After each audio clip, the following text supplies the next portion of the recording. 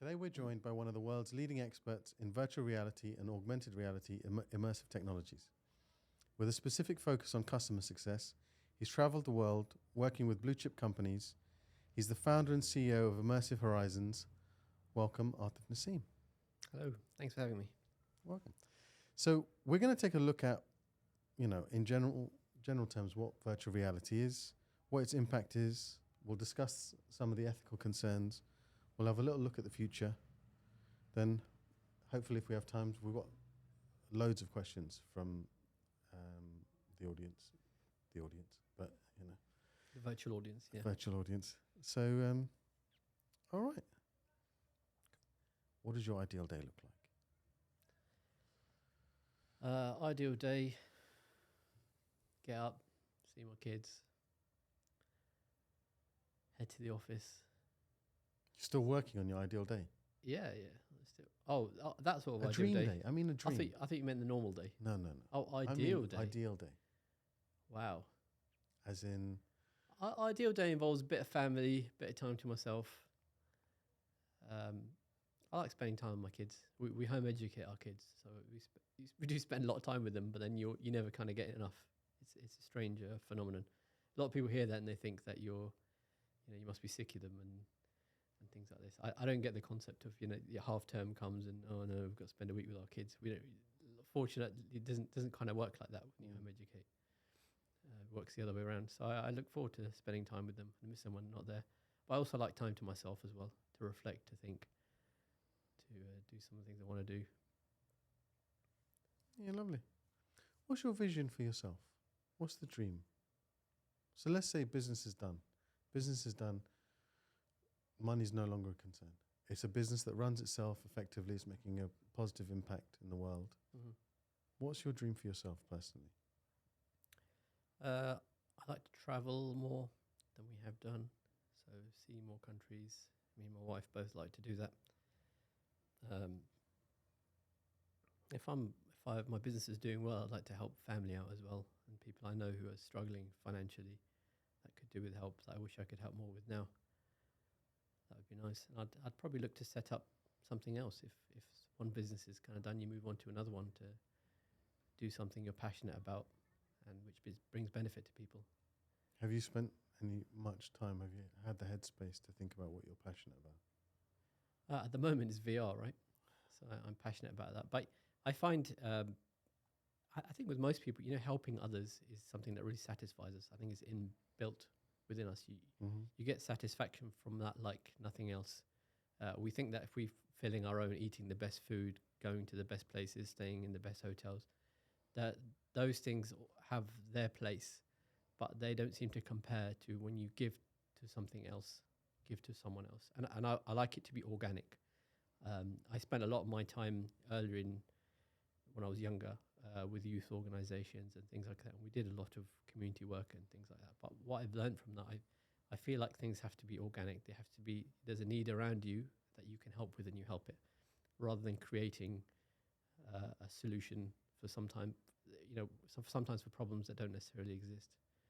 But it's kind of, I think as I've grown up, I've learned that if I want to do something, it's something where I can help, and there is a need there that I can help with. You feel compelled to look closer to home, as in local needs, rather than I believe you're more responsible for those around you than you are for things across the pond where you can't really influence much. So if you can influence, if you're in a position to influence those things, then fine. But most of us are not. Most of if everyone looked after their own neighbourhood, or the things around them, then I think that would pretty much solve it, right? Yeah.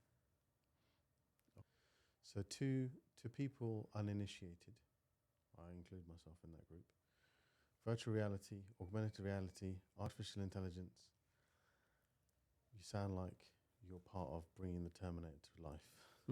So can you explain in general terms what virtual reality even means? So it's interesting, in this industry of virtual reality, augmented, metaverse, mixed reality, all these things, outside of VR, which is virtual reality, the terms are not as well defined, I've found. as you might find other places, because it's still a growing space, and things are kind of overlap a little bit. I think VR is very well defined. So virtual reality is where you put on a headset and you're completely immersed, right? So the idea is you don't see the outside world; you're completely immersed within it, and that's one of the benefits and power of it. So devices like that there's a Meta Quest 2 and 3 do that. There's a Pico headset. There's others. There's a few around. I think Lenovo have come up with one, and there's some coming as well. Some of those do have pass through, so you can activate something that sees the outside. But primarily, I think they're still VR headsets. With augmented reality and mixed reality, there is some overlap there. Augmented reality is what people can do with their phones even now, right? So sometimes there's an AR facility, and you can go to, there was a game that was famous, Pokemon Go. Mm-hmm. That was like that, right? So you can see the world around you, but they can overlay something on it, like a Pokemon character or whatever it was, right? But that was it, right? And that helps you with it. There is something which some people regard as mixed reality. I kind of call it true, or you can also call it AR, I suppose, is like the Apple device, which is showing you the outside world. It uses cameras to project onto a screen to show you the outside world. And you can overlay things on it, but you can actually manipulate those things. That's the difference, right? So you can move them around, use them. You can put a building, a pump you're working on, or whatever it is, something like that. You can put it in your living room, and you can go and start taking it apart, and whatever the functionality it has, you can use it. And that's the kind of difference. So some people call that AR, some people will call that mixed reality. And the Apple device does that. It does it well. And then there is something, you can call it kind of true AR, or kind of the next level, or a different level, you could say, is where you have a device where you are actually seeing the outside world. So it's not cameras projecting onto a screen. You are looking at the outside world, and then images are being overlaid on them. So that pump is there, right? And you can manipulate again. So the difference between the two is like the Apple device and things like that, they will have there will be always a little bit of lag. So when you're looking around, it's a camera that's showing. So there will always be a slight delay, although they've minimized that a lot. Whereas the real, the one where you can see at the actual world outside, it's just looking through a glass, literally. They don't have that lag problem. And in some industries, it might make a difference being able to see out the safety feature in some environments. The examples of those would be like there's a Magic Leap device and Microsoft HoloLens 2. They both do that, where you can see directly outside and overlay. What Apple have done is called spatial. They've called it spatial computing, which is also known, on the Meta device as pass-through. Mm-hmm. So there's loads of terms and various things. It can get a bit confusing, but generally, VR is the one where you can't see out. AR is the one where you can. All right. So, what are the benefits of using virtual reality? So virtual reality is it's very immersive, as I mentioned, right? Because you can't see out, it's immersive. So you can't see, you are completely in the environment. And some of the apps that are really developed, some of those are developed really well, they'll have characters in there. So you're immersed in there, and you're emotionally connected to the characters. So they're talking to you, you're interacting with them, and you create a connection with them. The immersiveness also, and you compare this, what we're talking about, if you think about training people in VR compared to traditional training, which is on a desktop. If you've worked in an office environment and they make you do, there's some mandatory training you have to do annually or whatever. Often what happens is you try and put that off, right? Nobody really wants to do it. It's annoying, it's slow, you just want to get through it for that year. And you do it on your laptop, and when it's time to, you have to do it, when you've got the last warning of, you're going to do it or else, then you do it. But you also have another screen open with your email or your lunch menu or whatever else is going on in your life, and then you're just clicking, trying to get through it. VR, there's no such opportunity. You can't even check what the time is. Yeah, you're in there, but you can't see outside, and you don't want to, because you're in the story. You're engaged. You want to do something. You want to carry on and complete the training. And I did a training once where it was working at height, and you see somebody fall off a platform in front of you. He reaches out his hand to you, and my hand reached out to try and save him. And then his colleague was sitting there. She puts her hands in her face and she starts crying. And I'm an office worker. I don't work in those environments. But weeks later, I caught myself thinking about that because it affected me. Right? So those are the type of benefits: emotional connection. There is someone else did some research on there's like a retention pyramid, so you can retain data a lot more. I think it's like 4 times as much. There's a report done by PwC, a consultancy, which goes through some of the stats for that. But you can retain more information. So they say that a PowerPoint, your typical PowerPoint presentation, which we use at work quite a lot, you retain about 20% of the information, whereas in VR it comes to 90%. So it's a lot, right? It's a lot more. So you're retaining. Just imagine, if people are retaining more information from training, that has high value. If people are immersed, it's a high value, and those are the real key benefits that you'll see. What would you say were the most amazing things about working with VR? I think, when VR first came out, I first worked on it in 2018, and it shows you how quickly things have progressed. But the technology was kind of like, you used to have this heavy headset. You had to have a wire connected to a gaming laptop, which are the huge ones. And then you have 4 posts in each corner of the room where, this was a device, HTC one. It was kind of, you have to have those so it can detect where you are. So you got a 10-meter cable and you're walking around like that. And it's an expensive setup. And it wasn't that great either, right? The apps we were using, a lot of people had motion sickness. And like I said, it's very expensive. It's like $5,000 a shot for each set you wanted.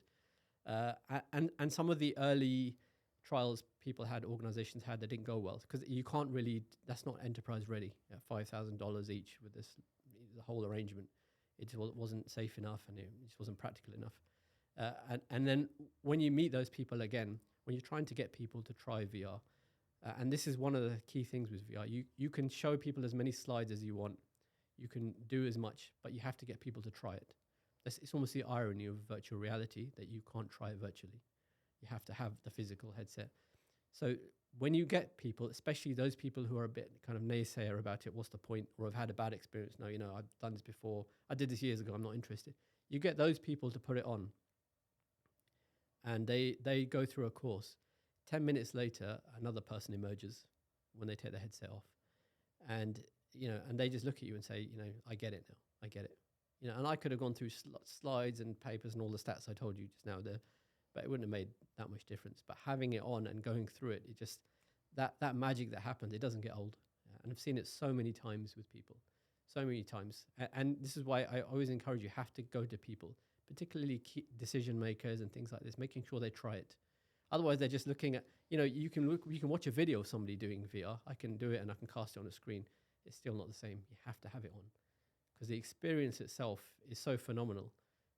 It's such a game changer that you don't get it until you have it on. So then, if an organisation is looking to use virtual reality, how do they do it? Who needs to be involved? So you really need to start with a use case, and a use case is what it is you're going to use it for, right? So that might be an example is, for example, onboarding. So if somebody's new to your company, you have a certain onboarding procedure you go through. You could do that in VR. If somebody's inducting into a new space, and before somebody comes onto a refinery or a very high safety environment, they have to go through various training. You could do that remotely. Those sort of things are use cases, and there's many. But you have to have a problem you're trying to solve, which is your use case, right? So you need to identify a problem you're trying to solve. It doesn't have to be a critical crisis, you're solving. It might be that you're just trying to improve on it.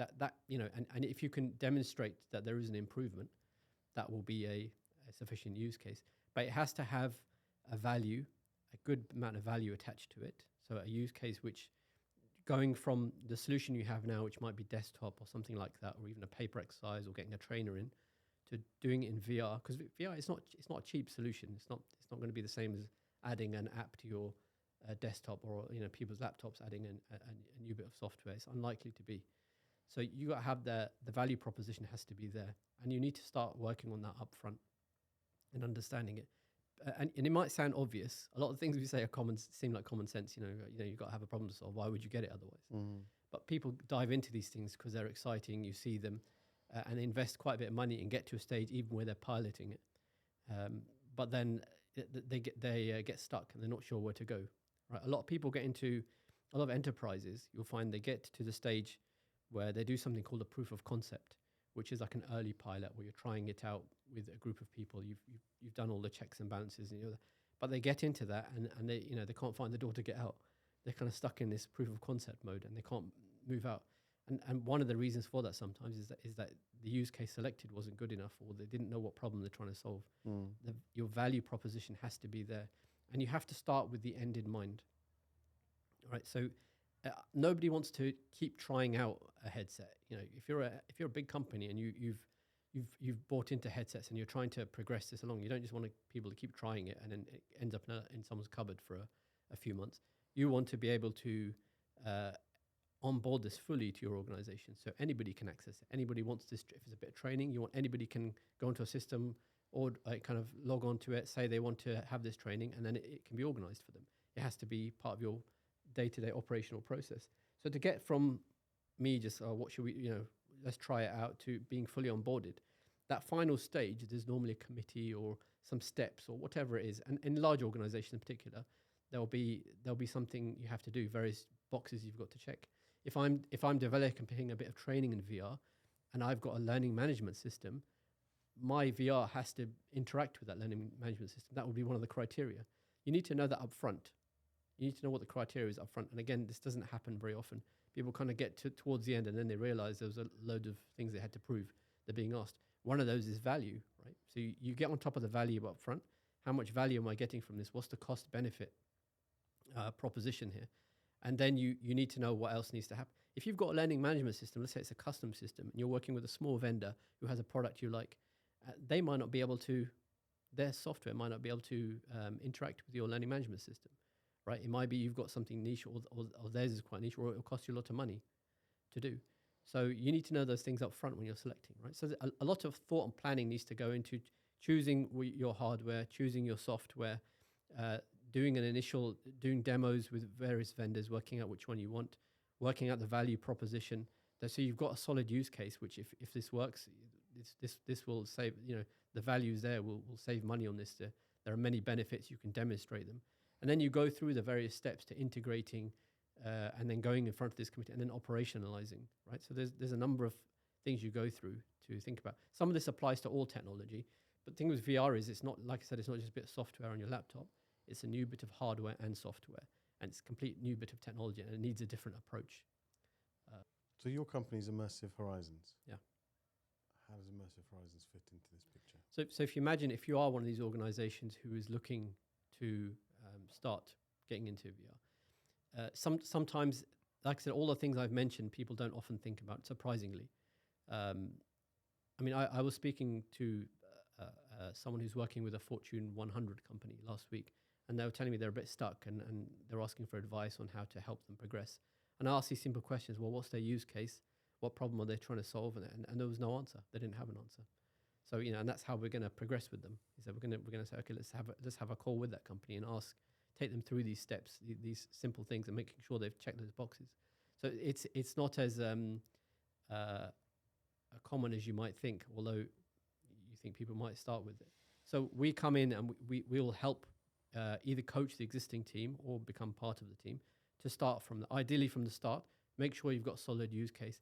And the idea is to get it right first time. If you imagine you buy a vendor will come in, they'll sell some software, hardware to a company. The company then needs to onboard it, go through all those steps I mentioned to get that software. So for large companies in particular, to get that software onboarded into their organization and going through all the steps that are required, having the correct mindset and getting it right first time. That's all the things we will help with.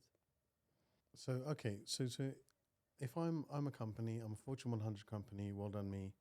I've got money to spend. I can intelligently budget. I've got a team that's got some sense. Why can't I do it by myself? Why can't an enterprise like mine go it by myself? What do I need Immersive Horizons for? So I understand what you do, but why can't I do it by myself? why do so many IT projects fail at big organizations if everybody knows what they're doing, right? It's big organizations are complex. They're global. They're made of many components. And there's very few people in organizations who understand all of it end to end.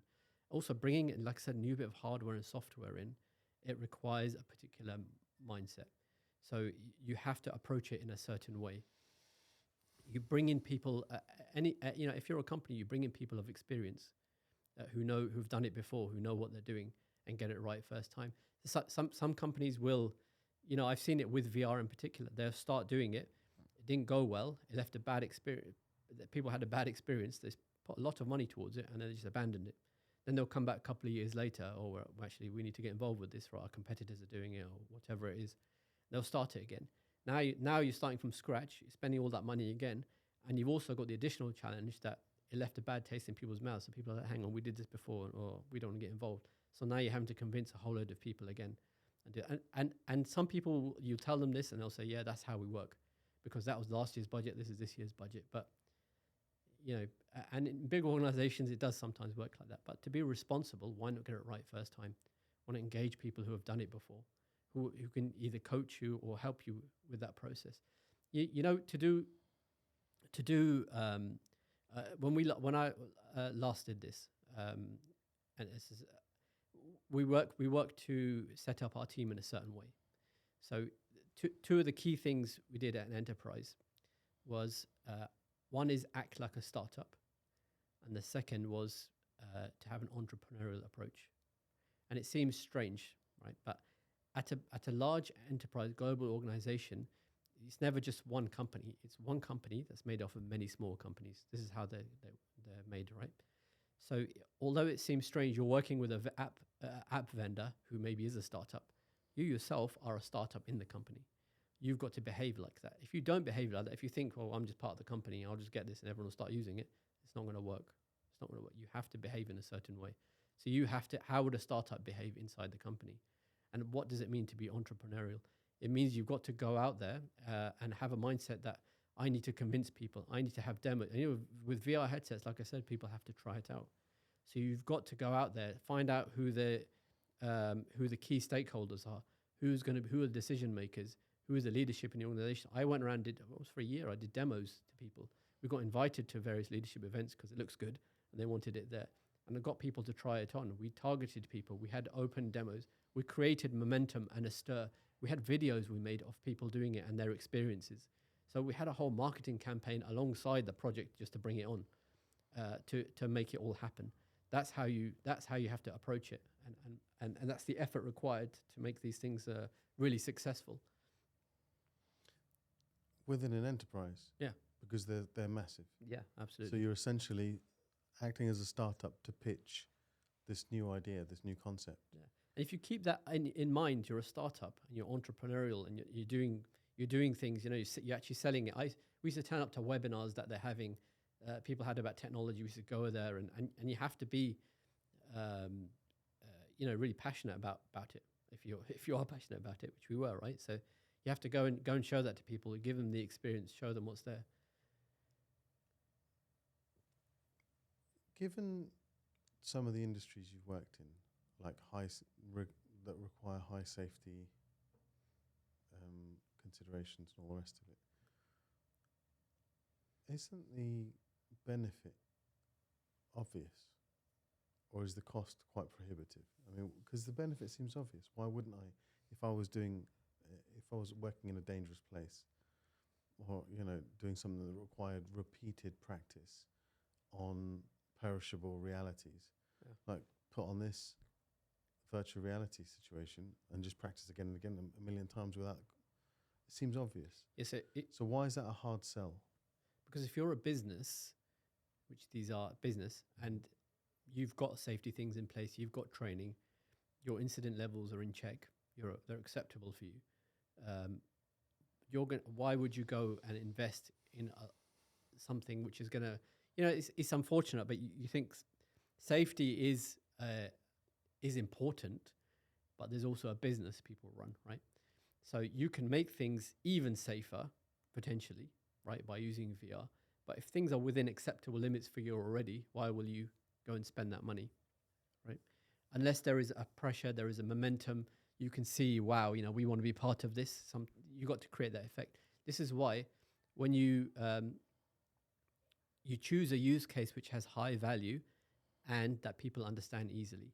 If you're having to go around to explain to everyone what this training is going to do, for example, how it works, it takes a long explanation. It's not going to work. And the people you choose for your pilot. So if we give safety as an example, you choose teams that if I went to somewhere that had a high incident level, I went to people who are struggling with safety.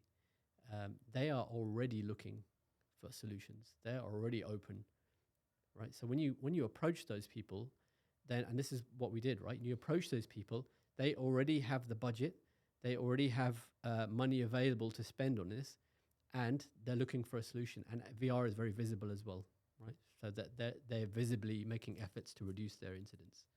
So that you'll find them a lot more receptive. And once you've done those people, then other people can see, oh, hang on, they have tried it on a big site, and it's come out quite good. Then it's a lot more downhill to do it in that way.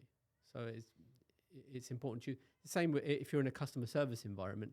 If you've got if you choose a VR app which helps you deal with customer service better, if I'm going to roll it out and I found this value in it, I'm going to choose those branches, those shops, those retailers who are having the most complaints, and go to them first and say, hey, look, we've got a solution for you here.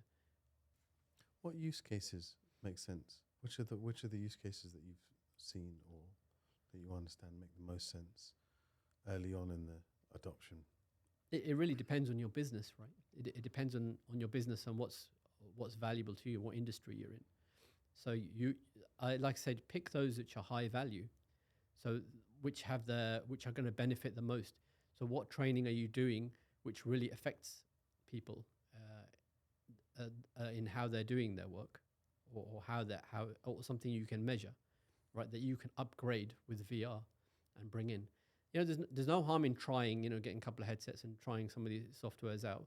But I wouldn't go any further than that. There's no need to put your hand in your wallet again until you've worked out what that use case is, what the value is, and go from there. Some people go all the way into doing loads of tests and pilots and things like this and extravagantly, and then working out that actually, there wasn't really a need for it. Make sure you've got the need right. You've got buy-in for it, and then go. And there are loads of scenarios. There are a lot of good apps out there now. A lot of good VR vendors developing quality things. So can you share your journey into the field of VR immersive technology and what inspired you to focus on customer success? Sure. So I was at Shell.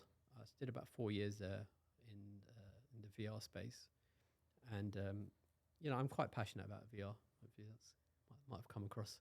I really believe in it, partly because of what I mentioned. When I see the change in people, I can see the impact it has. And the fact that you can actually, as well as reducing incidents in a safety scenario, you can actually save lives, right? If it's something is more immersive and something can affect people so much, 'cause we call it failing safe. You can fail safe in VR. That's one of the most amazing things about it. If you imagine, if you walked out of here and you tripped over on that rug, it creates a neural connection in your mind. And next time you're here, you walk around it. You'll think, hang on. And if you imagine, it's the same with adults, same with children, right? With my kids, I tell them, don't do that. You'll hurt yourself. Don't do that. You hurt yourself. They'll ignore me, and then they'll hurt themselves. But after they've heard that, they won't do that thing again. So how do you get that connection? How do you make that connection without somebody hurting themselves? What's the closest thing you can get? I think the closest thing is virtual reality, where people can see something, fail safe, and then when they're in the real environment, they can recall it. And I have heard people's testimonials and things like that after they've done virtual reality. Actually, when they were out in the field, it did trigger for them that, I need to watch out for this. So they did some training and it triggered for them. That doesn't happen with the desktop version, but they happen with them with VR. So it's so real. I'll tell you another example. I saw on Facebook once one of my an uncle. I think he's maybe in his 60s or 70s. He was in a living room, and his kids, my cousins, they filmed him. That there's a game or kind of app that's called Walk the Plank, and it was casting on the screen, so you could see what he was doing. And what happens is, you go up in a lift, it opens, and there's a plank, and I think it was like in New York or something, and you're on top of a skyscraper, and he was you could watch him on the video. He's trying to walk forward, and they were saying, "Look, Dad, just go. It's just it's not real." And he kept going forward and kept coming back, kept going forward, kept coming back. And they said, "Go on, Dad." And he goes, "I know it's not real, but my mind won't let me do it. My mind won't let me do it." And that's in my early days of VR, that's one of the things that really triggered it for me. I thought, wow, this stuff is amazing. What can be done with this, right? So that's really what sold it for me. And I see it, every time I've done it, I've seen it. I've delivered training in refineries, in chemical plants. And like I said, people with hard hats and overalls, they're, these people out there in the field, they're using the technology, and they come to me afterwards saying, the team leaders came to me and said, "Oh, our guys are asking, why can't we have all our training in this? And when can we do the next training?" Compare that to desktop, where it's like snooze. How can I put this off? It's amazing. So you see that impact, and you think, wow, this is really something. And it's just a start for me. I think this is just the start. Like the use case we used of safety, it was fairly straightforward. It was very linear in the way it was built. So, but it's just the start of it, and so much more can be done. So for me then, at the end, I was consulting for them. So at the end of that journey, just before I finished, I was invited by Meta to be on a panel to share my experiences at the launch of their new headset, their Quest 3 in London. And I mentioned some of these things I'm mentioning to you. And then after the event, some people came to me asking more questions, and on LinkedIn, people reached out. And that's really what got me more involved and actually encouraged me to set up Immersive Horizons, because I saw a gap there where people are struggling, some enterprises, and I've spoken to a number of vendors as well who develop apps, and where a number of companies, people are trying to implement this, and you feel like they're wandering in the dark a little bit. They don't really know how to do it. They're going to try, or they've got kind of up to the proof of concept phase, like I mentioned, where you're just trying it with a few people, and they can't seem to get out of it. They can't progress on. And so I saw that, I've done it, especially at a huge company, a huge complex organization. Then helping these guys won't be that hard. So I wanted to set up an organization where we can then go in and help people understand their journey, coach them, consult for them. Also helping vendors understand more as well. So you talked about, and I'm jumping because I know we've got an virtual audience question about this, but you said that we're just at the start. Mm-hmm. But virtual reality has been around for a bit, like in the gaming and entertainment space. What's taking so long? Because normal technology, like everything seems to be at a breakneck pace. How come this thing still looks like a built-up shoe? What's the deal? Why is it? So it has progressed quickly. If you remember that example I gave you of that headset connected to a gaming laptop and all that stuff, that was only a few years ago. Now it's progressed on to a wireless headset which can do all of those things. You don't need a gaming laptop or anything, and it costs, like the Quest laptops are £300-400 pounds, right? You can get one for. So and that's so much more, and that was a $5,000 per unit or person you wanted to train. Right, so imagine the difference. Apple's just come out with one with $3,500. Yeah, so Apple's is different, right? It's not, they're not targeting VR as such, and they're okay. And theirs is kind of version 1. So they're starting out. They kind of brought it out for developers to have a look at things, and they are always going to be more expensive, I'm sure, than that. But I think they're kind of starting out. So it's a different story with them. Also before as well, enterprise-ready headsets. Enterprise-ready, so headsets that can be used in enterprise and controlled by enterprises. There weren't that available as they are today. Apps were also being developed And so much progress has been made. You can imagine in the last year or two that now there are really good apps out there. But it's taken time to do. It has taken time to do. But they have been progressing, and it is still quite a good pace. I would say today, for any companies that want to do it, there are a number of options for headsets. The apps out there, there are some very good ones. And with apps, you can buy off-the-shelf ones, right? And some of them are very good, right, because they're developed. So if you've got a use case which is common, your usage is common. Like what, by the way? What are we talking about? When we're talking about, we used to talk about apps, though. Yeah. Because in my head, I'm going straight to safety training, these sorts of things. Yeah. So I can understand that they will have developed and overdeveloped it because they're going in a certain line. But what am I looking at? If I went onto whatever their version of the App Store is, what's on that? What's on the shelf? Yeah. So you would buy you would buy a bit of software. So off the shelf, generally for enterprise use, you would go to a vendor who has a particular product, and there is an app store. The app store generally, it's mainly used for games, right? But you would go to a vendor who's producing something. If you're using, I'll give the example of what we used. We were working on the life-saving rules, which is an industry standard. So a lot of these type of companies would all follow the industry standard. So somebody created a software that, and there were a few companies that created software which adhere to that, train on those life-saving rules. They're going to be standard, so you don't need to worry about what looks like. So you can buy those off the shelf, and off the shelf is tend to be good quality because they've invested in it, right? And so they tend to be quite good. Custom built is where you get a company to build from scratch. I haven't seen great experiences of that. They're quite expensive and they don't turn out that great. There are these solutions now called no code, low code, where people where they give you almost the blocks to build your own app. They help you with it, and or sometimes they're called DIY approaches and things like that. So you can build, because some companies want it to look like their own app, right? So everything is in their own, and you can do it. And they are quite popular nowadays as well. So it depends what you're looking for. So how do you ensure the accessibility and viability of VR technologies for users with varying degrees of tech savviness or disabilities? So tech savviness, the devices they're fairly intuitive now. If you imagine the consumer version of the devices have been used by kids, right, for many years now. The gaming side of it is very mature. It's been there for many years, and they've used it without trouble, right? They use it at home themselves.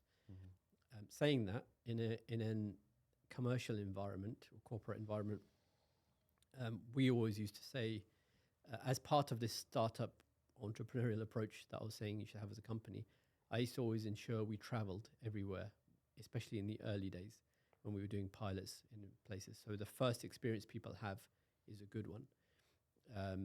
So you do need to have preparation for it. If you go to a lot of some sites or places are going, people have other day jobs. No one's there just doing VR, right? So they need to have, you need to train people up on those sites, which is what we did. So make sure they have super users who can then help other people. And, for safety, we always have somebody, kind of a spotter, who's there with somebody. Once somebody puts a headset on, they're trusting you because they can't see anything. They're kind of in your hands in that sense as to what's happening around them in the environment, and you need space so they don't hurt themselves.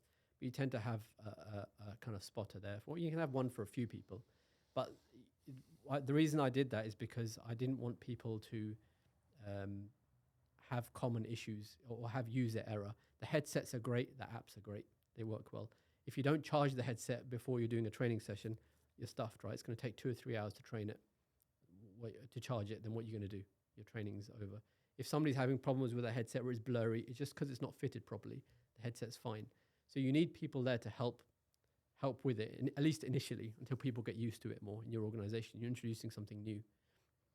Because what you don't want is the outcome of your pilot or your test was that people didn't like it because it was blurry and it wasn't charged or it didn't work. It was, things weren't lined up properly, because you have to do a little bit of setting up, which is, again, not hard, but you've got to have somebody there to make sure it goes well. So they're not hard to use, but I would always say for corporate in a corporate environment, make sure you put the extra effort in to making sure it goes well. And then the pilot is for the app. So you're using the app and you're getting people's opinions. Does this? And the answer might be no. It doesn't work well, right? Which is great. It's fine. That's what we were trying to work out. We didn't want it. We didn't want the headset to be blurry. The reason why it wasn't good, I couldn't see anything. Well, that's user error. That shouldn't be the case, right? So you want to overcome those things. Around disabilities, I mean, I've seen people. I think there was somebody who was hard of hearing, or had, I think, one ear, or even somebody who's blind in one eye use it. But there are going to be a small percentage of people who can't use them because of disability. This is why sometimes there is an argument that any app you have should be also available on desktop. Or have an alternative for those people. Especially if you're introducing mandatory training, and you replace your existing training with VR, then you don't want to be excluding people. And so that's something to think about.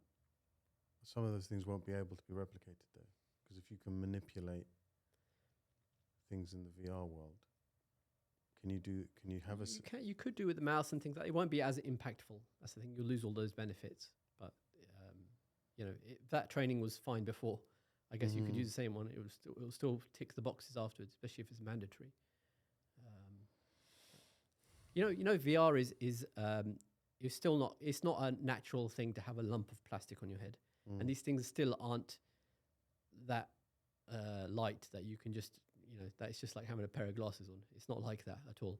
Even with the Apple device, I've seen people do all sorts of crazy things on that, which is a bit worrying. But I've also read that they're heavy, right? So you can't have it on for too long. And they still mess up all these headsets. They mess up your hair. If you're a lady, they'll mess up your makeup. I've often having to clean afterwards. And I feel sorry for people who, perhaps we should have warned them. Maybe someone come up with a hairbrush attachment. You put it on, it brushes your hair on the way off. Okay, so when considering developing and rolling out VR tech to a wider audience, what do you consider are the ethical? What are the ethical considerations you think that they should prioritize? I mean, it depends on your organization and what you're doing. But I mean, ethically, yeah, it really depends on what you're doing with it. In the sense, obviously, there's privacy considerations about what data you're capturing. What questions you're asking, what sort of app it is. Those are the type of things. Is that what you mean? Yeah, that's one type of thing I mean. But also, I know we're speaking about the corporate environment, but looking at, again, we're overlapping to what I know is an audience question coming up, but someone raised a point to me the other day about this. The virtual reality world, the immersive space. Like if somebody attacks your little avatar and bashes it up in the virtual world, in the metaverse or whatever, is that, what are we supposed to consider that to be? Yeah, so, I deal mainly with the corporate world, right? So if you move into the gaming scenario, that's a whole different thing. And there have been things written, people have gone into the metaverse to check it out, and I think there are people up to no good in there who are, there's kids in there as well, and there doesn't seem to be, they were saying it's not that restricted and things like that for that social environment. So those things are problems people are going to have to solve. Children need to be protected in those environments, and it seems like those restrictions or monitoring isn't there, and that is a problem for those. I'll be honest with you. I with these headsets, they have an age limit on them.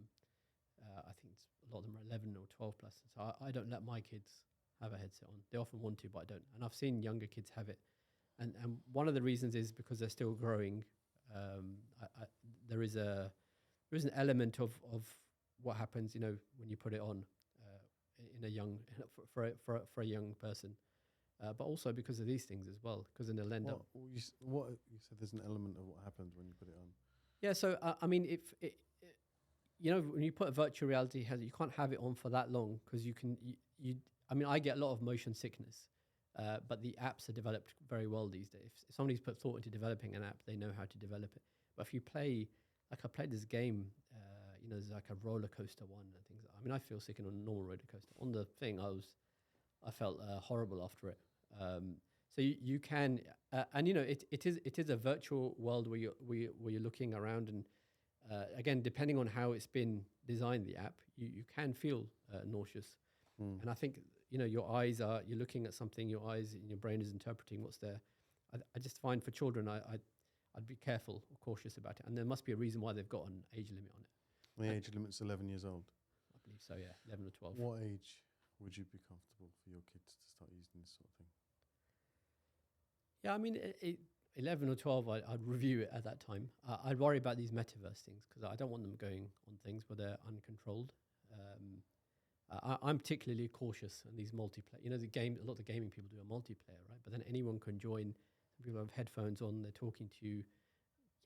Bad things happen. Unfortunately, it's the world we live in. I mean, I grew up playing games single player or co-op or whatever with people in the room. They work fine, right? So I think you have to, as a parent, you take a slightly different angle. It's famous with this. I think it was Steve Jobs who didn't let his kids have an iPad, things like that. So I think something about one of the CEOs of TikTok said that his kids don't use TikTok, even though he was saying it was perfectly fine for children because parents have these controls. Yeah. And they said, "Do your kids see it?" And he was like, "No." Yeah, that's a bit more. I mean, we didn't create these things, so we're saying something slightly different here, I guess. But yeah, that's a bit more dubious.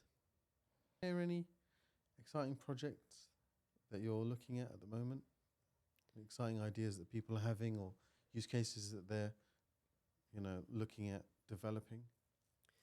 Yeah, so I don't know. Some of the things I'm looking at the moment, very kind of at high level, are strategy work.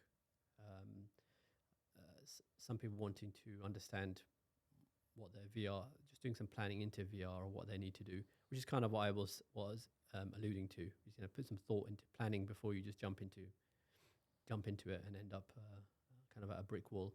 So there is some demand around that. And some organizations that are stuck, that have done this and got stuck, they want help getting unstuck.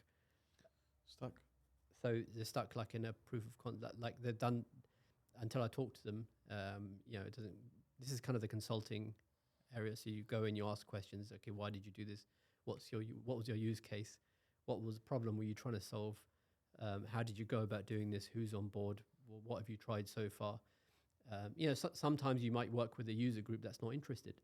You might have chosen a pilot group. They just don't want to know. They don't feel the need for it, right? And then you're constantly, as well as introducing new technology and trying to do all that, and now you're having to convince these people. This is why you should always try and pick those.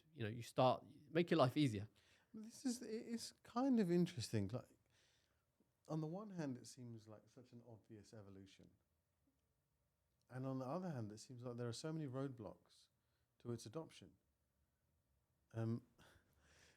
It's just I find it interesting because you didn't have to arm wrestle anyone to use the mobile phone or to use the smartphone or to use, the computer. I mean, I suppose computers-ish for 5 minutes, but there seems to be where's this huge reluctance? Why isn't there? Why do you have to act like a startup? Why isn't it so obvious? Why aren't these blue chip companies looking at this and going, all right, it's going to cost me a fair couple of $100,000, but the ease of the change here is going to be massive. It's an obvious. Why isn't it an obvious evolution? Why are we arm wrestling? When you're in the VR world, it seems like everyone's doing it, but actually it's quite a small community. Because it's still growing, right? It's still growing. So when you outside of that, people. I was speaking to someone the other day, and they were saying, "Oh, people still have this impression that technology is not ready yet. It's not there yet." Mm-hmm. People have this problem, that problem. There are things that have happened before that people are still carrying on now, and the successes that are happening now they are there, but they're starting to grow rapidly now because Meta have started an enterprise kind of. there's something called kind of Meta at Work, where they have something catering for enterprises and big corporate and companies generally, big and small. So they've kind of launched that with quite heavily at the moment. And then Apple have brought their thing out. Now, when Apple have brought their device out, that's also created a huge stir. And so that momentum will now carry, and people will start looking. Cause that's what Apple have done is good for everybody, because now people will look at all of this whole domain, this whole space, and look at what's there, and they'll start to see more. 'Cause even some of the questions that you might have had, you might see that people are asking what they're used for, and people out there are still doing that. Well, what can I use it for? They don't. So the message hasn't quite got across, right? And this is part of the reason why I created this organization, because I want VR to be successful. I've seen it, and I know it can be successful and it can be a benefit, but there has to be someone bringing together the what's out there and the companies, and showing the companies what they can do with it. So this is really one of the reasons I want to do it, because there is still a resistance, still an impression that things are not, like I said, from the past, people have, I feel motion sick, technology's not there, it's expensive. It's just as though it's just some gimmick. So getting past that just needs a bit of effort, a bit of work. It's growing though. I mean, this year, the vendors I've spoken to, they're saying, especially in January and this month, things have really picked up on an adoption and what people are wanting to take on VR. And like I said, the Apple situation will help that a lot, because some people look at the Apple device and say, wow, this is cool. And then they'll find that actually you can get a device for 10% of the price or whatever it is, right? So it's... So just for my benefit, Quest 3 is Microsoft? Meta. Yeah. That's Meta's version of it. That's their VR headset. That's the VR They've been headset. around for a while. Okay. There's another one called Pico, which competes with them. Okay. And then you've got... So Apple has just launched. They haven't launched a VR headset. It's primarily what they're pushing it as an AR headset, right, or mixed reality, Which is where you can see the outside. The cameras are projecting the outside world to you, and then it's connected to your Apple account and everything, and you can do all the Apple-y things in it, right, that you can do on your iPhone. You can open your MacBook and it'll be on and you can work on it as well and have big screens there, right? Okay. So it looks cool. As practicality wise, what you can do, I think, is a bit less than the initial. So let's do a mini review of the Apple headset. Go. Yeah, so it looks amazing. The quality is very good, right? It's as you'd expect from Apple, right? So they're very good lenses, very good cameras, very good quality.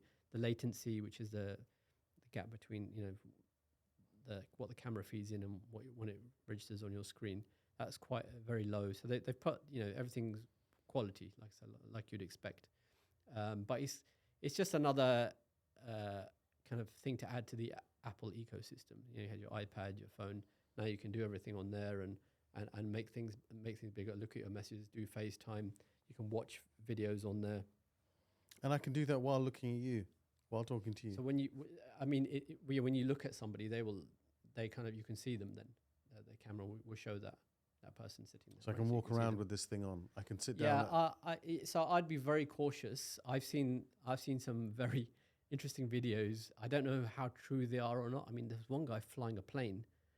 Because someone was cooking something and they've got the menu up there, the recipe. You can kind of see that, but these things are not designed to be taken outside. I don't know what Apple's official word on it, but I'd hoping they're urging caution. People in cars, crossing roads.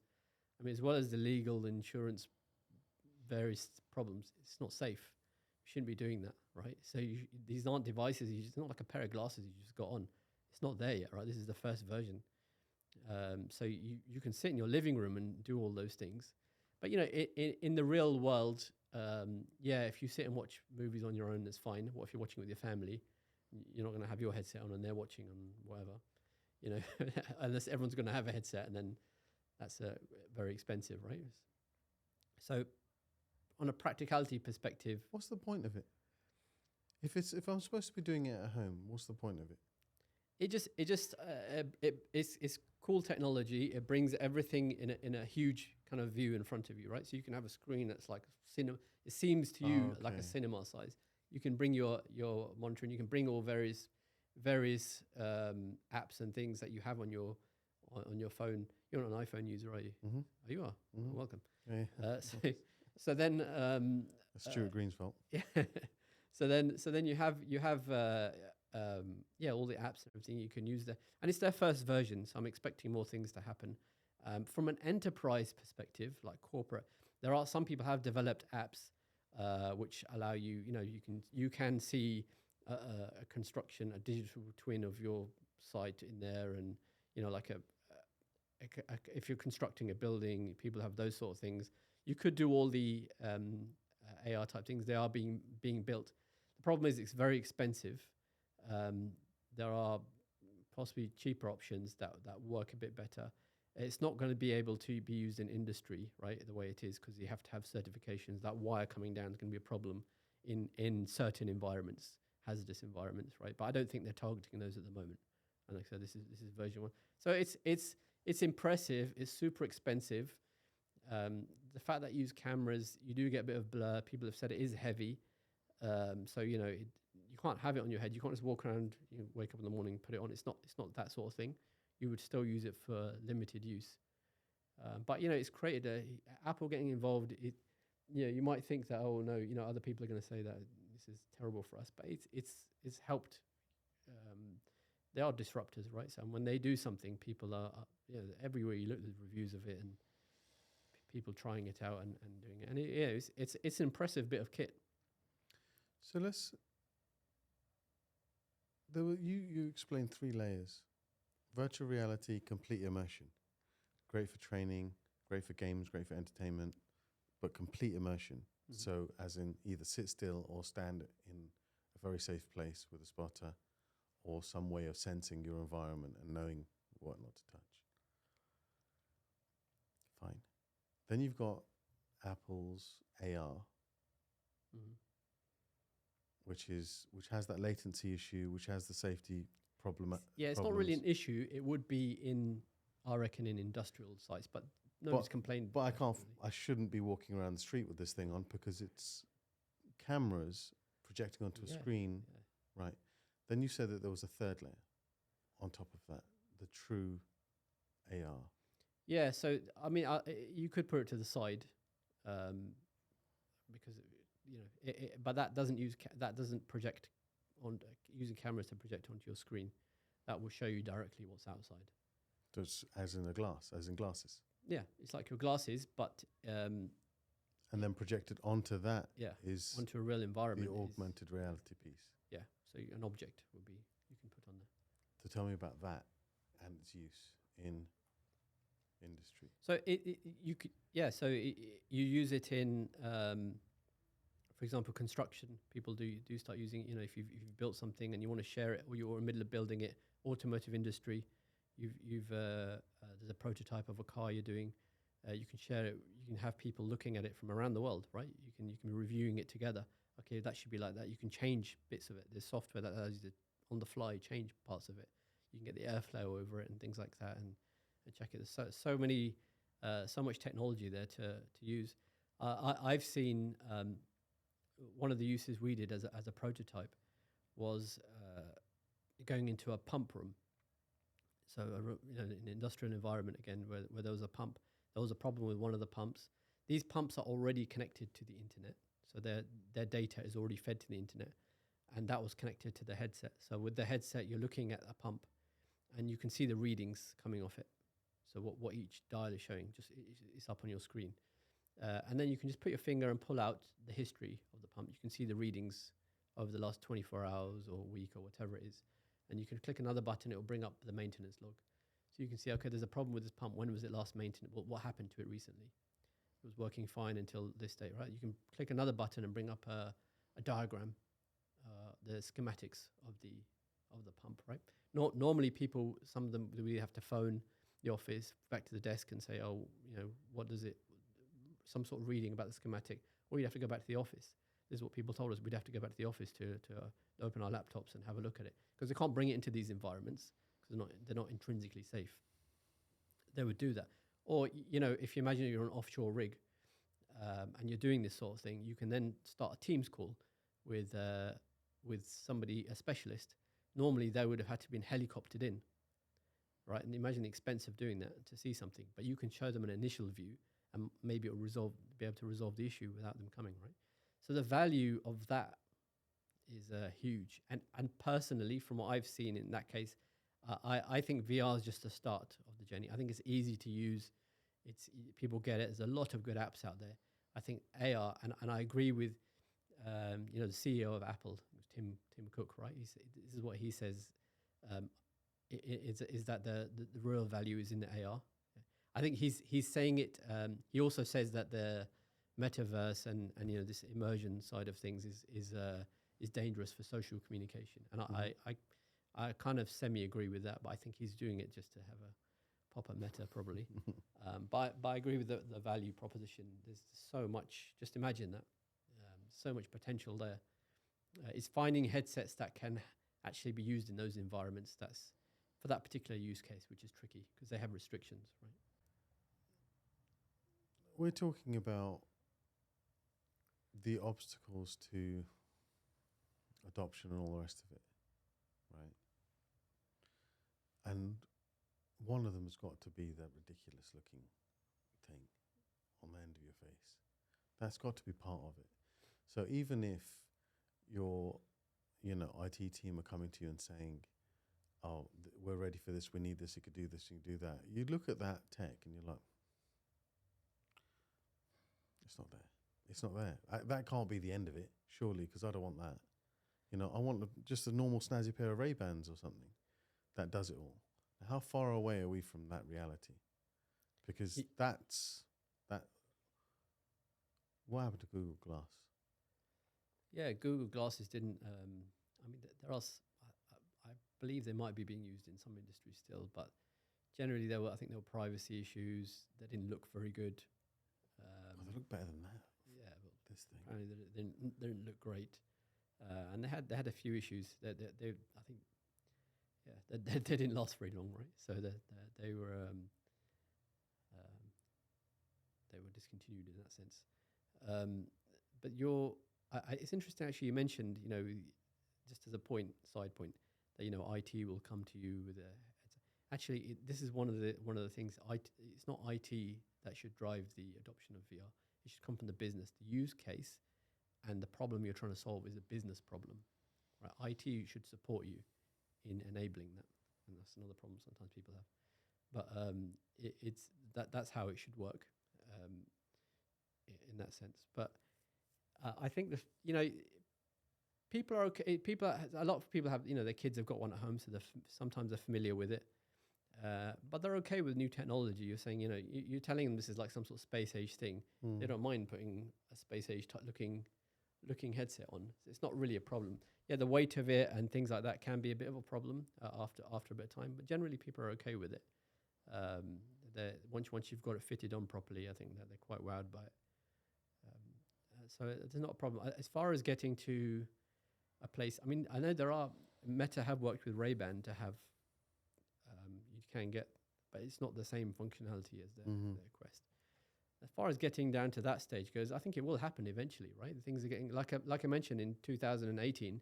I was using all these. It was heavy. It was wires and 4 posts. They've gone to a wireless solution now, right? Everything's in the headset. And then, how long will it be before those things shrink down? I'm sure they're working on it. So it's going to happen. So I'm sure it won't be long before you have, or I don't know how long it'll be, but before you have something that you do wear, maybe that you have glasses. Maybe like we have our smartwatches and things like that. You have smart glasses. I'm sure that would be the future, but I don't think it's based on where we are now. I don't think it's going to be next year or anything like that. Okay, so this is the so we've got a bunch of questions from the audience. When I said that you were coming on, we've got the man, the legend that is. So yeah, we've got loads of questions for everywhere. So Want to start going through some of them? Sure, let's give it a shot. All right. So, first one's from Ryan Malley. We met upstairs, 7 Studios. His question was, how do you see the role of VR technology in non-entertainment sectors, such as healthcare? I suppose we covered corporate training, but where have you seen it being used? What different Yeah, so areas? in healthcare, you mentioned, right? I've seen people have developed apps which, well, in I guess in more a medical field, I've seen it used as for training people in how to do surgical procedures.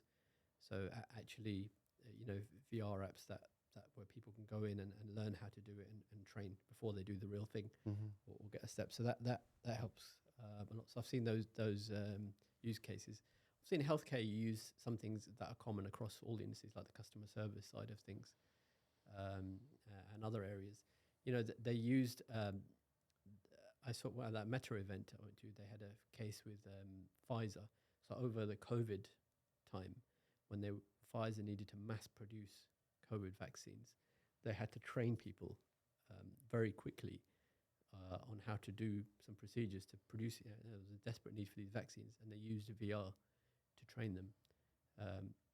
Interesting enough, and that helped. They said that helped them a lot to get people trained up quickly before they, as soon as because they're having to onboard people rapidly, and they're trying to get so many people into it.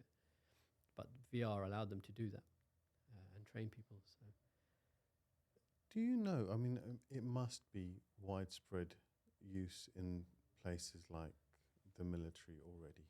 It must be, because when you're talking about failing safe, yeah, I mean the consequences for failure that's insanity. yeah, So yeah. There are the ability to yeah. practice in a safe environment. It must be used. But is it being used by the police? Is it being used by the fire department? I haven't seen specifically those, but military I have heard of investing quite a lot. It must Yeah, have. they've invested quite a lot. I'm sure I remember seeing an article about that and them using it. Whether they're using it in the fire, I mean, I've seen fire safety. One of the guys you're saying one of the projects I'm working on is with a fire. It's a bit of fire training, how to put fires out and things. But it was that's a bit of software people have in VR, and it's one where it's a bit of training where you can add things as you go along. So you can add a petrol station that's on fire, you can add a car that's on fire, you can add bystanders and a building and this, and as you go along, and then see how people put out the fires and train them accordingly. So if the fire service aren't using them, maybe you want to give them a call. Yeah, maybe. All right. So then, next question from Matt Hollis from DigiVideo, Switzerland. This question's come from Switzerland for you. What steps do you think are necessary to achieve widespread adoption of VR technology? Companies and society. So in society, I mean, they are being used a lot, right? The gaming side is quite. I think that's been going for a while. In companies, I think you just need to take the right steps and look into it. I think there is definitely value to be had. I think you should. One of the ways to start as well is always to look at what your competitors are doing. You might find that some of them are using it, and even work with them on seeing how their use cases, how they're helping with it. But we've covered a lot of the aspects, I think, around companies and what they can do. Okay, I think we might have covered this, but this is a question from Jay Rozansky from Oxyfire. He said, will the launch of Apple Vision Pro disrupt the marketplace? Yeah, we did cover that. So we said yes. And it's a good thing, I think. I don't think I've heard anyone saying, oh, this is terrible for people who are going to buy Apple and not buy our headset. No, it's brought shine a light on the whole domain of VR, AR and everything. And I think people have looked into it, and even ones who've seen it's too expensive and realised there are other options. And a lot of people are asking now about the Apple device who didn't ask about VR. What can we do with it? How is it there? And then you find actually there's other solutions which are already there and apps already developed. And people are developing corporate apps for the Apple Vision. It's just, it's expensive at the moment.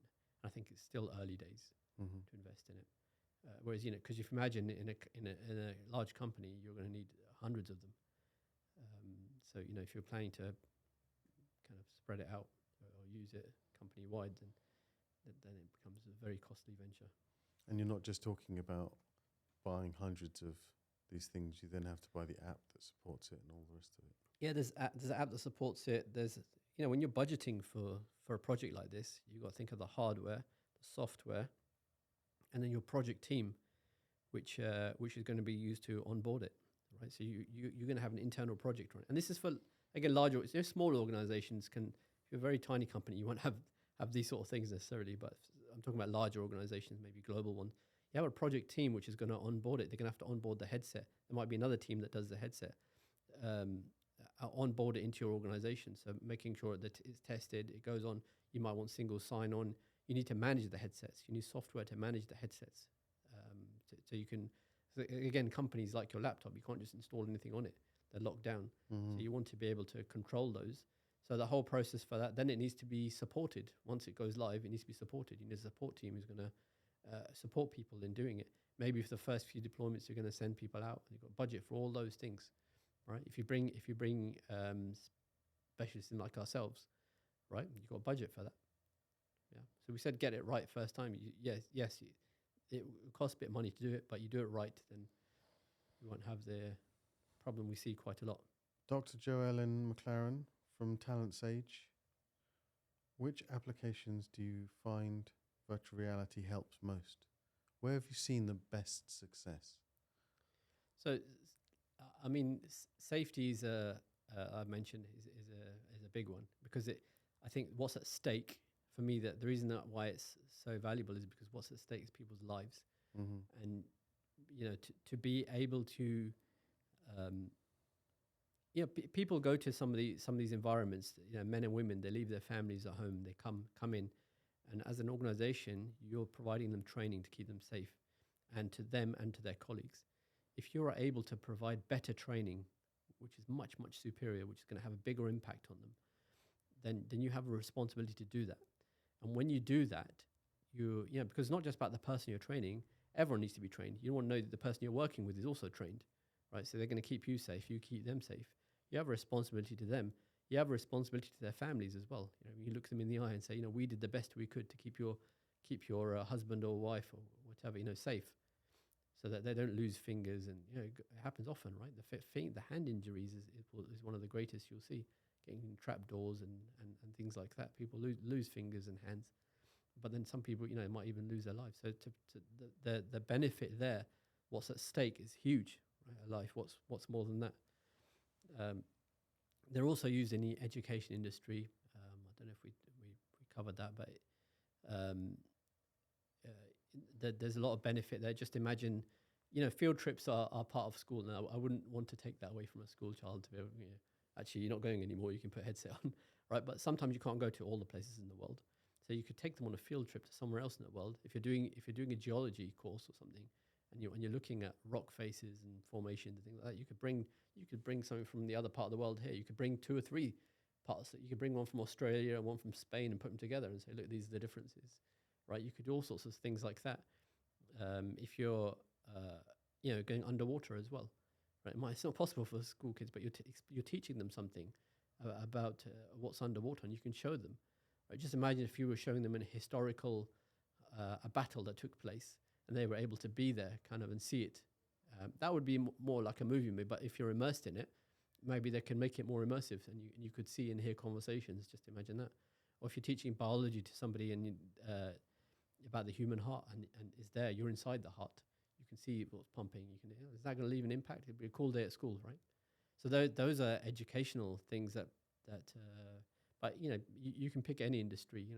Like I said, onboarding people. Sometimes before people even, I told you about offshore rigs.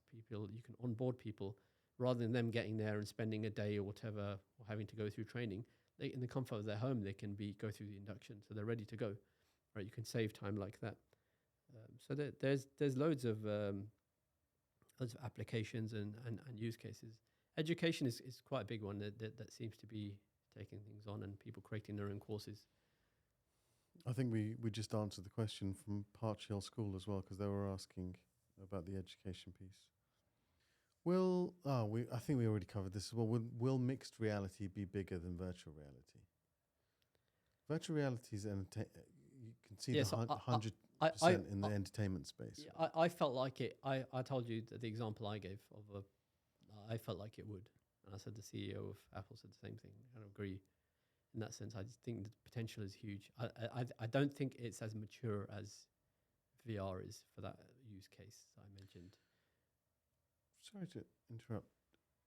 So you've got virtual reality, we said, augmented reality, and then you've got the true AR, Yeah. right? So Apple's doing this piece in the middle, and okay, to the side, let's say. Keep saying that. Yeah. I'll put it to the side. So the piece where you can just look out, and it's actually the world. Yeah. So there's none of that latency issues, and I can project. Who's doing that? Who's doing what? Who's doing that Projecting. headset? The projecting part. No, who's making that headset from the third layer? You know, you said there's virtual reality headsets. Oh, the true one. So Yeah. there's a company called Magic Leap. They do one. They recently they were in the news because they had a Saudi investment. And there's a Microsoft have a HoloLens 2. I'm not sure what the future of that is for them, what they're planning to do with it. Someone said to me that they were looking, that was mainly military use they're looking at for that. But those are the two. It's quite a small. I don't see that market as far forward as the VR one, simply because of the gaming, the overall use when you look at the whole industry. But I do see that as the greatest potential. Okay. So we've got a question here from Lodger School, Wimbledon. Which software is being used for development? So for apps, I'm not an app developer myself. I haven't got into it yet. So I work with partnerships with app developers. From what I've seen, Unity is a platform that I've seen most people use for VR development. I have seen a company using Unreal, which you might see on games. You're familiar with the big U on it, right? And surprisingly, actually, the Unreal one was the quality of it was very good. The Unity one was a little bit more, I don't say cartoony, but the graphics weren't as crisp. The Unreal one was really, really, really good quality. So it depends, I guess, on what you're looking at. But I do remember it does stick in my mind, and it was very, very good. Okay, so then this question's from GTIC in London. What are the biggest opportunities for startups? Which industry is seeing the largest investments? Outside of entertainment, gaming and stuff like that, right, which is zooming ahead. I mentioned education seems to be taking on that a lot. But I would say as a startup, if you're looking, rather than trying to see, where can I make the most money? And I'm not saying that's what the question means, but kind of taking that approach, you should look at where you can add value. What's your passion? What's your specialty? Where can you work in? And then find that industry. And it might be an industry which has not been tapped yet. Maybe you're making an app. So you then look into that, right? Find companies which are doing it and see if there is appetite for it. Otherwise, there's a number of industries, and I think we've mentioned quite a few of them, where people are developing apps, and there are a number of startups out there. So it's quite a small community. Once you start looking into VR in particular and app developers, you'll find there's interconnections between people, and like I said, people are developing cool things, and the bringing the DIY approach where people can build their own apps now with a bit of help. They can. That does mean you can. The world is your oyster, kind of, right? You can build what you want in that space. So I think you have to look at where you think where there's a gap and where what you want to do. So you've spoken quite a lot about how you're passionate about this industry, and your passion seems to be connected to the health and safety benefits. I see and that education, I guess, and education and the fail-safe, protecting people, that part. So I have a question here from Forest Health and Almighty Herbs in Nottingham. What are the effects of VR technology on potentially encouraging cognitive dissonance and emotional disassociation? What are the personal and social effects? And are you aware of the psychological research on this? So when we say cognitive dissonance, I think what they're referring to is my belief. So one thing, what I'm doing is a different thing. So I suppose that makes more sense in the gaming environment, right? If I'm going around shooting everybody, and so in the normal gaming situation with the PlayStation, there's one thing, there's a cognitive dissonance there, but there's a separation. With the immersion that you're saying is a great benefit, with the neural links and the pathways and all the rest of it, if I've got this headset on and I'm doing these things, the cognitive dissonance presumably is greater. Yeah, again, gaming is totally out of my scope, right? But if you are using it for gaming, then those benefits can turn into, if you're doing anything traumatic on it, and by traumatic, I don't mean, sometimes some of the training I've seen, you do see things happen. Like I mentioned, someone falling off a platform, because you need to understand the consequences. But if you're going through, you're shooting people and there's all sorts of stuff going on, and it's becoming so real for you, it might desensitize you from it. But I mean, it has more impact than like a console gaming. But I mean, even with console gaming, you need to be careful of those things. You need to think about the impact it's having on you. Like I wouldn't let kids, like again, my children, I don't let them see Call of Duty and all these things, because they're too long. I don't want them going around thinking it's okay to. As an adult, I have a bit more control over it. I understand, what's there and what I'm doing. But even I will have my limits as to what I'm prepared to do on it. So when you talk about emotional dissociation, we're talking about desensitization, I guess, right? So if on the normal PlayStation game, even as a grown-up, you're like, when you go out in the street and you want to, Grand Theft Auto down the street, you're like, okay, I probably shouldn't do that. But the desensitization is a real thing. If you're watching war games or playing war games again and again and again, when you see it on the news, the difference between the news and they're not that different. So you're like, well, I didn't feel particularly upset about that. I'm not going to feel particularly upset about this. Isn't that going to be enhanced with the immersion from? Yeah, I think it's what you already bring to it that will result in it, right? So, I mean, I've never felt, even when I was younger playing, I never felt the need to go outside or felt differently. The gaming world was if it becomes, what we're saying is so real that you think that it's okay to. I think you already have to have that baggage with you, But it can still desensitize you. It can even do. if you didn't have the baggage. I guess it could do, but like I said, that's the gaming world. One of the things that's mentioned there is around social connection, and I do, like I said, the CEO of Apple mentioned around the metaverse and people connecting online.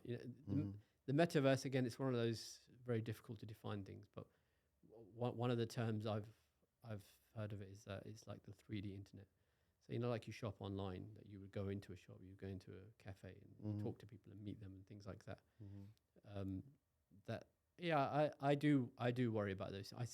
I do think there's a need for a personal connection. If we were both sitting here, it would make no sense for us to have headsets on, and unless we were just doing it for fun and I was showing you something.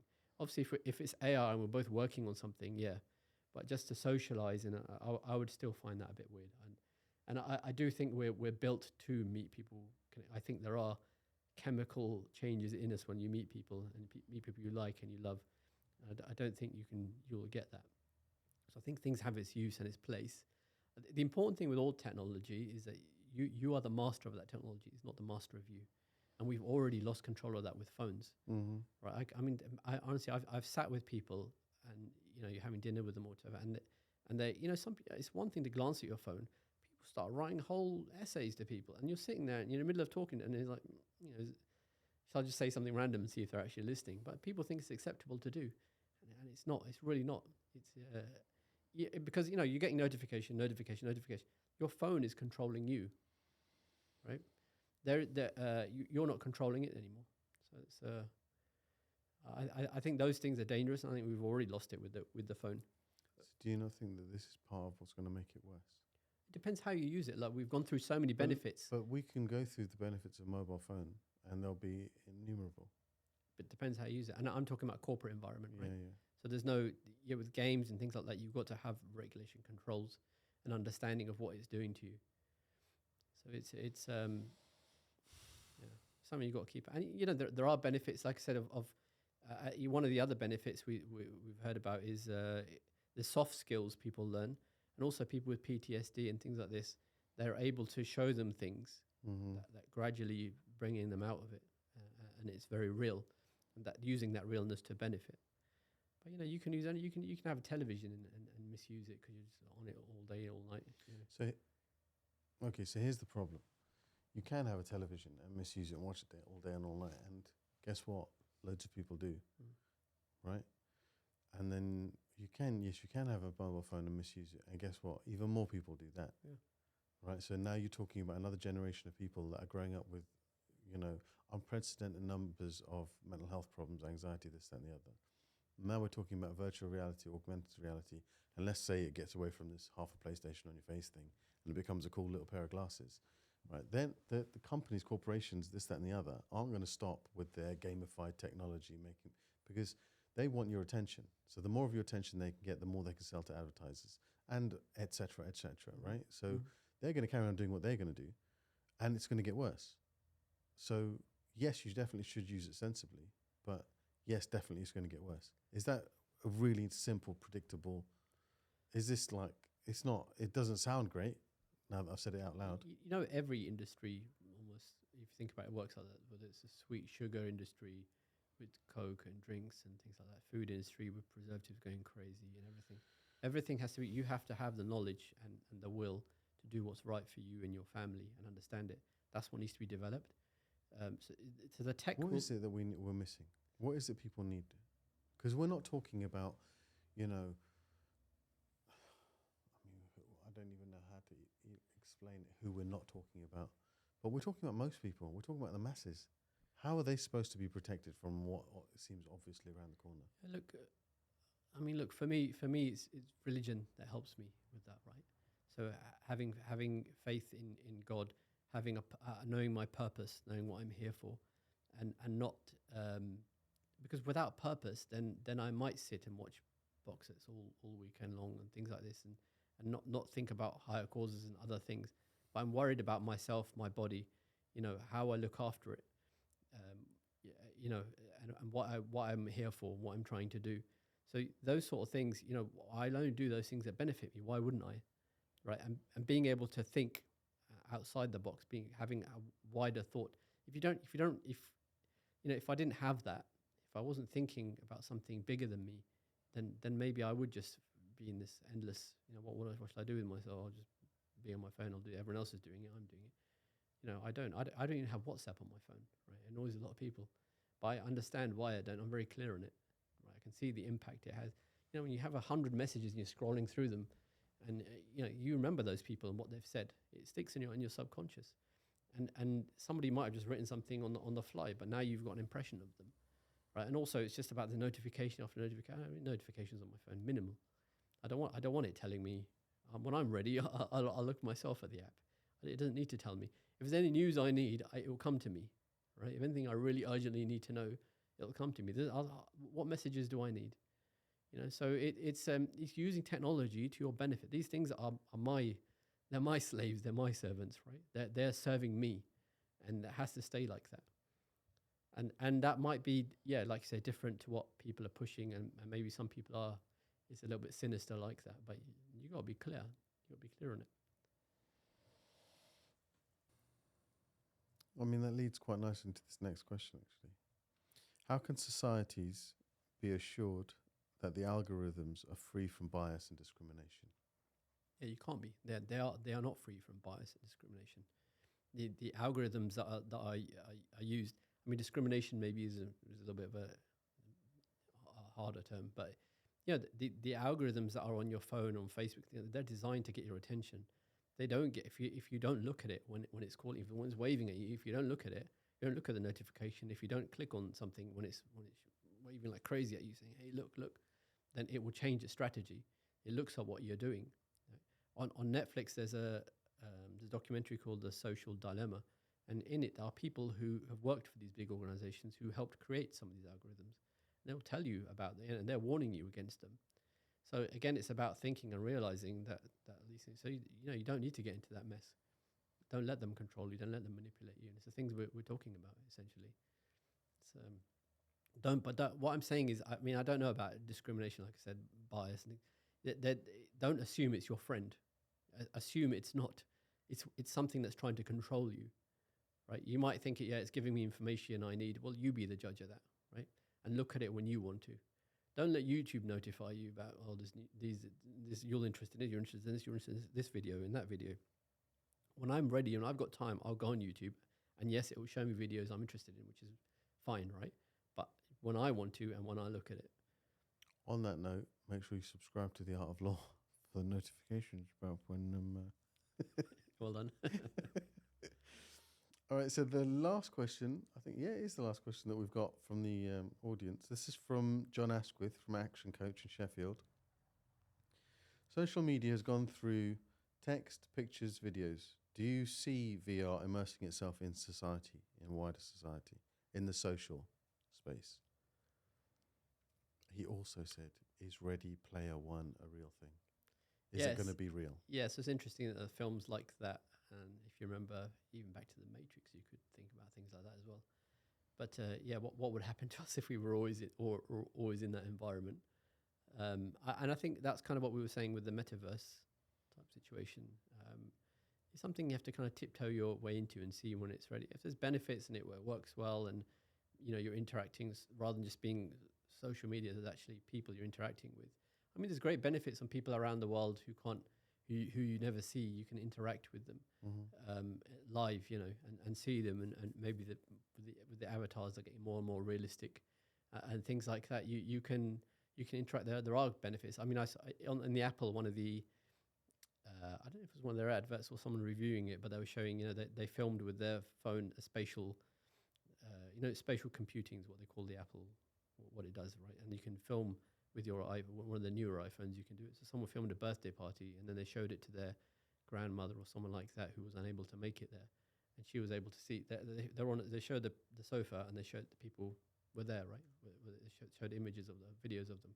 She was able to see everyone having a nice time and things like that. She was able to be there and walk around. Yeah. What's the difference between that and a ghost? I'm too young to know what ghost is.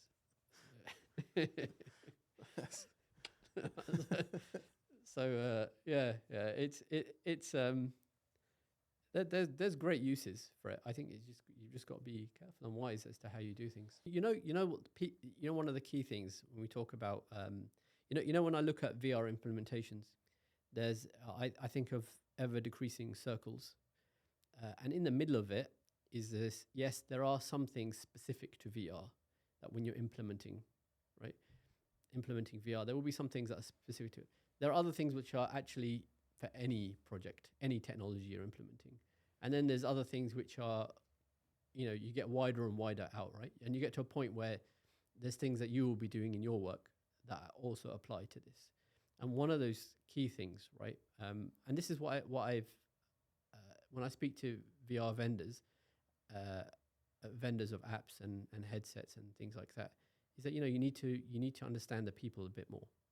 You've got a product. Don't just focus on your product all the time. Look at the people who are going to use it. Try and understand them. And I think it was down that journey of I realized that actually it's a bit of a stretch to ask some of these vendors to really understand what how an organization is going to onboard it themselves. It's a bit of a stretch for me who's created a bit of a headset or something to suddenly be able to help an organization onboard the headset, go through their own procedures of how they're going to do it. That's why I've tried to fill this gap. But one of the key things is people. Always the people. You could have the best headset in the world with the best app, with the best use case. It's going to save you millions, and it can be sitting on that table. But on that table is no value is being derived from it. It's the person who puts it on and how they use it is where the value will come from. So it's the people aspect of it all. And this is what I've tried to do with what I'm focusing on with Immersive Horizons as well. It's the people. Focus on the people. The people are the users. They are the ones who are going to be benefit from it. They're the ones who are going to get the use cases. They're the ones who are going to do everything. And it's the same when you, as a vendor, if you're selling to a company, you know, we talk about there's something called value selling, right? Where you sell on value. Don't, you know, this is what I've always tried to advise vendors as well. When I've worked with them in companies, don't come and show us your features first. Show us the value you're going to bring. Show us what value are you to this company? How you know, people buy on emotion. That's how they buy, right? But so you need to realize that and tap into it, right? When you're selling your product, create that story, create that emotion. So it's about understanding the people side. Product side is only half of it. Understanding the people. And again, this is kind of the gap we're trying to fill, is really understanding the people, what drives them. Why do we say about use case and what problem you're trying to solve? It's because you understand that it's the people side of it, right? What is happening in your company? What do we need this for? And there are some circumstances where the answer is actually, you know, VR is not the answer for this. Why are you doing it? Yeah, you're gonna spend more than you're gonna make. You know, it might look cool, but actually it's not for you. And there are some situations where that is the answer, and you've got to be true and honest. But it's the people side of it. It's what makes you different in your business, right? It's when you go to a butcher and he knows your name, or he knows what you've come in for already, because you always come in for it, right? It's when they know your usual, right? Or when you know, we were talking about a barber before, who, you know, it's the people elements. It's not just the actual what you're there for. It's the people elements that add value and do things. And the more people do that in organizations, the more you light the way. But it's something that's often forgotten. We're looking at the headset, we're looking at the app, we're looking at, you know, all right, how do we move on the project? What about all the people involved? You know, how are you gonna this? And this is why, again, I said about being entrepreneurial, being a startup. Work the people. You have to work them. Right? You have to understand where they're coming from, what their fears are, overcome those fears, and get them in. But if you don't think about the people side, and so that's for any business really. People, you know, companies who think about people first, the ones who excel, right? You're trying to benefit people. As an organization, like I've set this up. Yes, I don't want to. I want it to make money, right? I want to be comfortable. I want this to be successful. But to be successful, I need to help people. That I want to help people. That's the primary goal, right?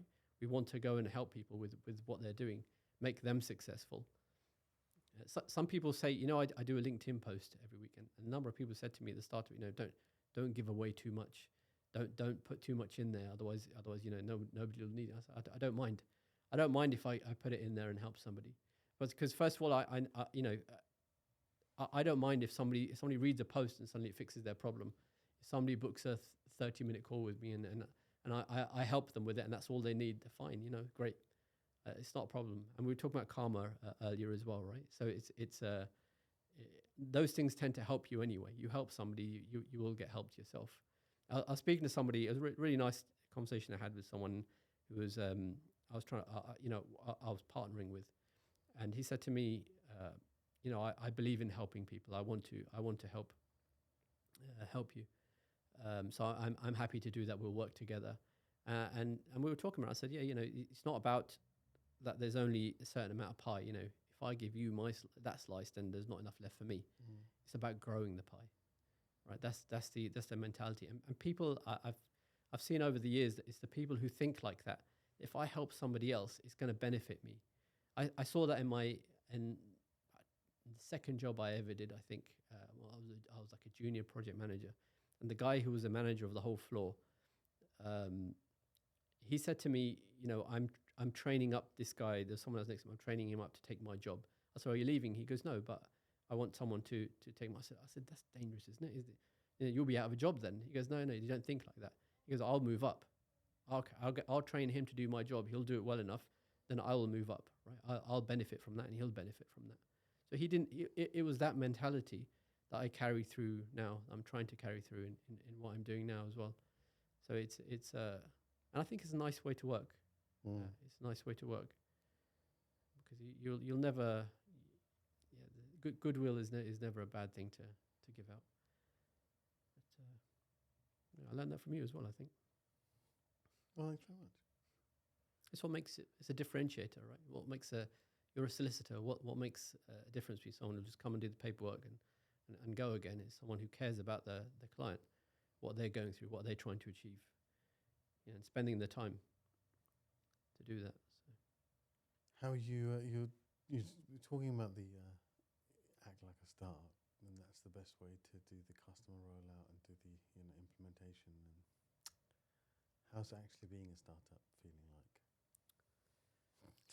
Compared to like the normal 9 to 5 office job or working for someone else, I'd say the highs are higher, but the lows are lower. See, there's a lot more of that. So when good things happen, you get work, or you have a positive conversation, even things like that. It's great, and you talk to different people every day, and it does force you out of your comfort zone, because the only way to grow a business, to have a business, is to talk to people. It has to be done, right? You have to do it. And I don't know why I think it's people sometimes we're reluctant to do that. But it's great. You talk to people; they're helpful. You always learn something when you talk to people. So that's always good. And then sometimes when things don't go well, it's because it's all on you. It's it doesn't feel great. You feel a bit of pressure, but such is life. It's ups and downs. So what's next for Immersive Horizons? What's the future? I mean, what's the master plan? Is it build and sell? Is it build legacy, father to son? What's the? Yeah, I'm hoping to. Technology is going to keep moving, but we don't have a product of our own, right? So I don't have a headset. I partner with those people and bring them with enterprises, right? So hopefully to benefit everybody. And the idea is, no matter what the technology is, that will always be needed. So the idea is to build something and have more and more people kind of working with me on it, allow me to focus more on what's coming and what's not, and really become a trusted voice in the industry. I want to, be someone people can rely on to point them in the right direction. Happy? Yeah, I am actually. Yeah, having your own company is the most exciting thing. I haven't been this excited at work for as long as I can remember. I mean, I've had nice jobs. Working in VR was great. In my last role, I really enjoyed it. I did. Some bits were frustrating, but it was enjoyable. But this is a different type of enjoyment, really. Did you try that walk the plank? No, I haven't. I'd be all right with it, I think. Yeah, it's fine. It's totally fine. I don't have a problem with heights. What's standing between you and complete happiness? Who wrote these? Robin.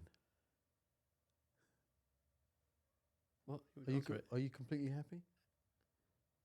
What's standing between you and complete happiness?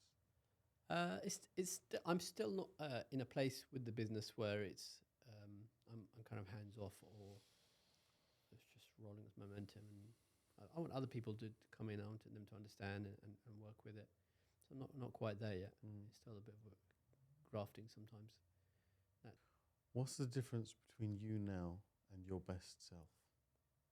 So this is talking about character, not your circumstances. Character. What's the difference between you now and your best self? I'm content. I'm happy. As long as I'm on a trajectory, I'm okay.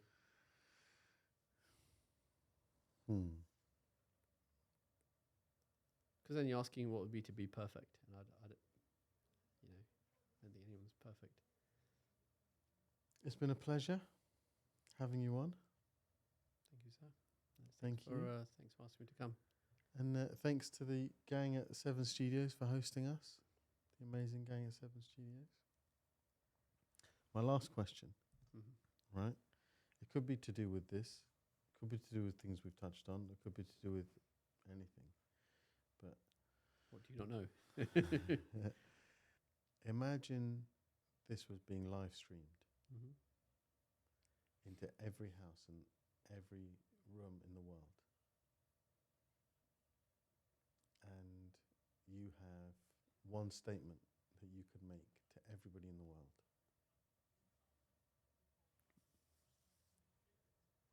I'm going to count to 3. I'd like to do it to companies. You can't. That's not the question. That's the question. That's not the question. Well, it's different, isn't it? Because No, if you're do it to everybody in the world. The humans. It's the human. There's a this is human. a general one. Yeah. It's to human beings. To You can do both humankind. if you want. Yeah, to humankind. Well, let's do the corporate one first. No, because you're saying it's not VR. You're talking about generally. Let's do the VR question first. Okay. So to every enterprise. Yep. And this was being streamed to them. What would you say? That's- About VR Yeah. and also about Immersive Horizons. Yeah, I'd say if you're not doing VR, why not? Right, because there's so many solutions now out there that I did say you got to have a problem before you have a solution, before you invest in a solution, right? Mhm. But there's so many solutions out there. You should be able to find some way to benefit your company from it, right? Because it's like the next level of training, of engagement. So look into it, right? And secondly, about Immersive Horizons, how do you look into it? You come to us. We'll get you started and take you along the way. Perfect. Okay. Told you this was a two-parter. That's Oh, two yeah. Oh, yeah. Second part is this. I'll be. Part B, I'm going to count down from 3. After I count down from 3, this is going to be live streamed to every single human being on Earth. Uh-huh. What would you want them to know? What would you want to say to them? Take a moment. 3, got 3 seconds. Take 3 seconds. 3, 2, 1, go. I'd say think more. Learn to think. Take time to think and reflect. That's what I'd say. All right. That means without a phone, without a device, without something in your ear, without something on TV. Take time. Some people call it meditating. You could possibly do that. But I would say think. Think about yourself, about the universe. Reflect on things. Take time to think about where you are. Zoom out.